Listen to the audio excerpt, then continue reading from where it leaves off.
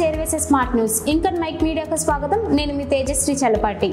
మా ఛానల్లో national, international, local news ప్రతిరోజు మీకు అందుతుంది. వార్తలు చూసి అప్డేట్ అవుతూ మా డైలీ పోల్స్ అండ్ క్విజ్లో పాల్గొనండి. ఒక నెలలో ఎక్కువగా సరైన సమాధానాలు ఇచ్చిన వారిలో ఒకరికి సర్ప్రైజ్ గిఫ్ట్ అందుతుంది.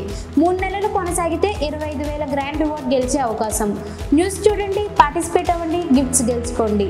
ఇప్పటి ప్రశ్నలు వీడియో చివరిలో అడుగుతున్నాం, చివరి వరకు చూడండి, ఛాన్స్ మిస్ అవ్వకండి.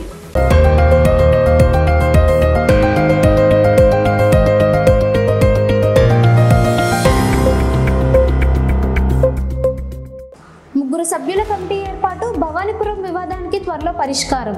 భవానీపురం ప్రాంతంలో నెలకొన్న వివాదం పరిష్కారానికి ప్రభుత్వం కొత్త అడుగు వేసింది. 3 సభ్యులతో ప్రత్యేక కమిటీని ఏర్పాటు చేసినట్టు అధికారులు ప్రకటించారు. వివాదానికి సంబంధించిన అన్ని అంశాలను కమిటీ పరిశీలించనుంది.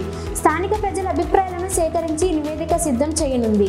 కమిటీకి 15 రోజుల్లో ప్రాథమిక నివేదిక ఇవ్వాలని గడువు విధించారు. పార్టీల మధ్య చర్చలు, సమన్వయంపై దృష్టి పెట్టనుంది. ప్రజలకు ఇబ్బందులు కలగకుండా తక్షణ చర్యలు తీసుకుంటామని అధికారులు తెలిపారు.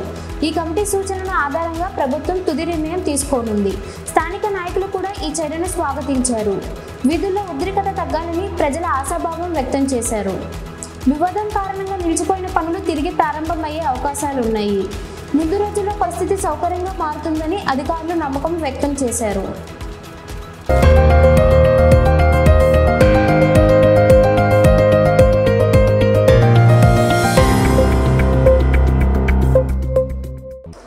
ఇప్పటి న్యూస్ అప్డేట్లు ఇవే. ముందు వీడియోలో అడిగిన క్వశ్చన్కి answer fever, rashes, body pains.